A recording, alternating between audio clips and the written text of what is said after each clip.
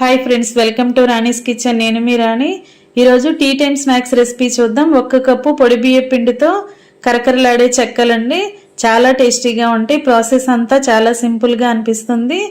అన్నీ కూడా మన ఇంట్లో ఉన్న ఇంగ్రీడియంట్స్తోని అప్పటికప్పుడే 10 నిమిషాల్లో ఈ స్నాక్స్ అనేవి ప్రిపేర్ చేసి పిల్లలకి సర్వ్ చేయొచ్చు. ఆ ప్రాసెస్ అంతా చూడండి. వీడియోని ఫస్ట్ నుంచి లాస్ట్ వరకు చూడండి.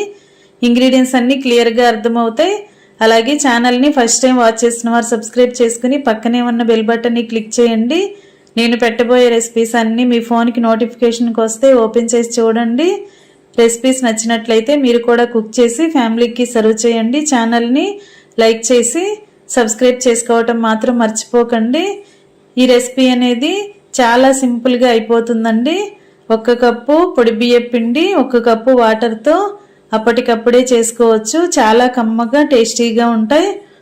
ఆ ప్రాసెస్ అంతా చూద్దాం. ఇంకా కుకింగ్ స్టార్ట్ చేద్దాం. స్టవ్ ఆన్ చేసుకుని కళాయి పెట్టుకోండి. ఇప్పుడు కళాయిలోకి 1 కప్పు నిండా వాటర్ తీసుకుని కళాయిలో పోసుకోండి. ఈ కప్పును పక్కన పెట్టండి.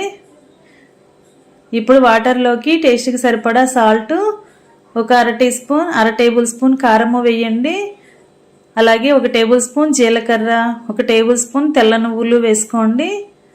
ఇప్పుడు 2 టేబుల్ స్పూన్లు వేరుశనగ పలుకులు పొడి అండి. వేరుశనగ పప్పును బాగా డ్రై రోస్ట్ చేసుకుని మిక్సీ పట్టుకున్న పొడి, దానిని ఒక 2 టేబుల్ స్పూన్లు వేశారంటే చెక్కలకి కమ్మదనం అనేది చాలా బాగా వస్తుంది.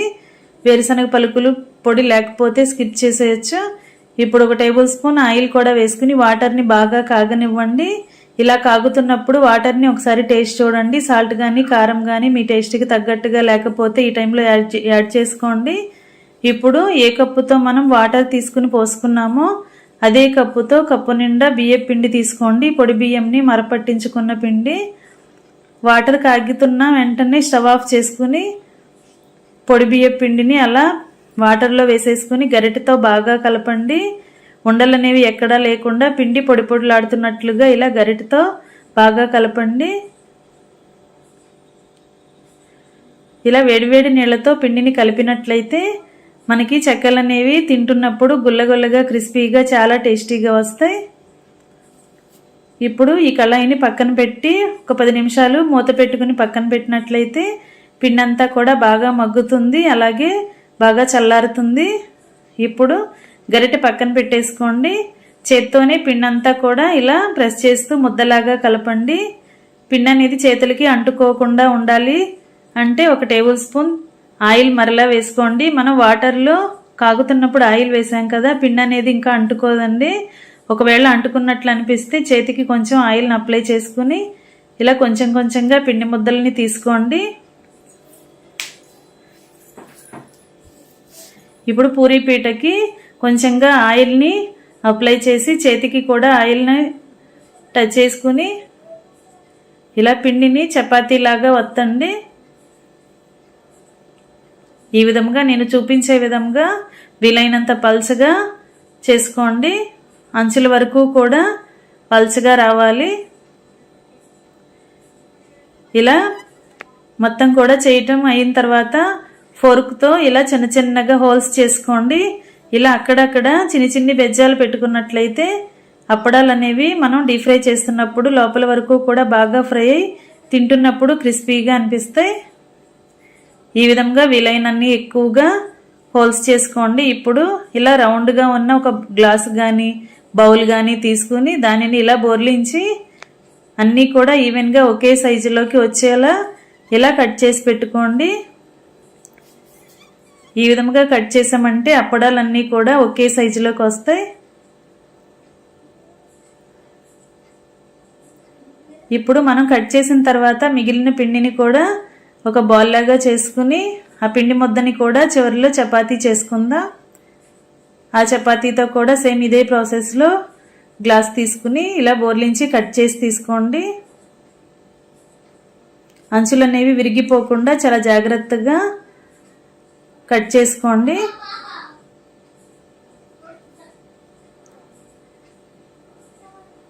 ఇలా చేసుకున్న వాటిని ఒక ప్లేట్లో పెట్టుకోండి. మరలా ఇదే ప్రాసెస్తో వేరొక పిండి ముద్దని కూడా తీసుకుని ఇలా చపాతీ కర్రతో ఒత్తుకోండి. అంచుల వరకు కూడా వీలైనంత పల్చగా ఒత్తారంటే ఆయిల్లో వేసిన తర్వాత క్రిస్పీగా ఫ్రై అవుతాయి. సేమ్ ఇదే ప్రాసెస్లో ఫోర్క్తో ఇలా చిన్న చిన్న బెజ్జాలు పెట్టుకుని హోల్స్ పెట్టుకుని గ్లాస్తో ఇలాగే సేమ్ బోర్లించుకుని రౌండ్గా కట్ చేసి తీసుకోండి. ఇలా కట్ చేసిన పిండిని మరలా ఒక చిన్న పిండి ముద్దలాగా చేసుకుని చివరిలో వేరొక చపాతీ చేసుకోవచ్చు. ఇదే విధంగా మనం కలిపి పెట్టుకున్న పిండి అంతా కూడా అప్పడాలను కట్ చేసి తీసుకోండి. ఈ ప్రాసెస్ అంతా చాలా ఈజీగా అనిపిస్తుందండి. చాలా తక్కువ టైంలోనే మనం ఎక్కువగా అప్పడాలను చేసుకోవచ్చు.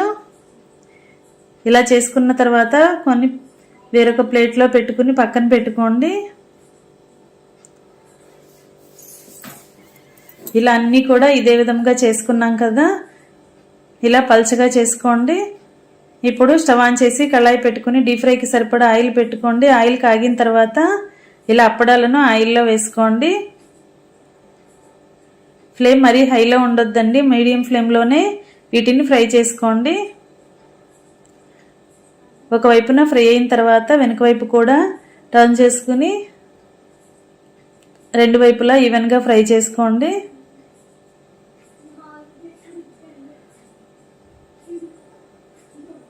ఇలా ఫ్రై అయిన తర్వాత ఆయిల్ నుండి తీసేసుకోండి. ఇదే విధంగా మిగిలిన వాటిని కూడా డీప్ ఫ్రై చేసుకోవటమే. ఆయిల్ అంతా కూడా కిందకు వచ్చేసిన తర్వాత వేరొక ప్లేట్లో తీసి పెట్టుకోండి. మరలా అదే ఆయిల్లో మరికొన్ని అప్పడాలను వేసుకుని డీప్ ఫ్రై చేసుకోండి. ఇంకా రెడీ అయిపోయాయండి చాలా క్రిస్పీగా టేస్టీగా ఉండే పల్లి బియ్యపిండి చెక్కలు. చాలా కరకరలాడుతూ కమ్మగా అనిపిస్తాయి. తెల్ల నువ్వులు వేసాం, అలాగే వేరుశనగ పప్పుల పొడి వేసాం కదా, చాలా టేస్టీగా ఉంటాయి. మీ అందరికీ నచ్చుతాయి. ఖచ్చితంగా ట్రై చేసి చూడండి. అలాగే ఛానల్ని ఫస్ట్ టైం వాచ్ చేసిన వారు సబ్స్క్రైబ్ చేసుకుని పక్కనే ఉన్న బెల్ బటన్ని క్లిక్ చేయండి. నేను పెట్టబోయే రెసిపీస్ అన్నీ మీ ఫోన్కి నోటిఫికేషన్కి వస్తే ఏ రోజు రెసిపీ ఆ రోజు ఓపెన్ చేసి చూడండి. రెసిపీ కానీ మీకు నచ్చినట్లయితే మీరు కూడా కుక్ చేసి ఫ్యామిలీకి సర్వ్ చేయండి. వీడియోని లైక్ చేయండి. మీ ఫ్రెండ్స్కి ఫ్యామిలీ మెంబర్స్కి రెసిపీ షేర్ చేయండి. మీరు చేసిన తర్వాత ఈ రెసిపీ అనేది మీకు ఎలా ఉందో కమెంట్ చేయండి. మరొక రెసిపీతో మళ్ళీ కలుద్దాం. Thanks for watching. నేను మీ రాణి.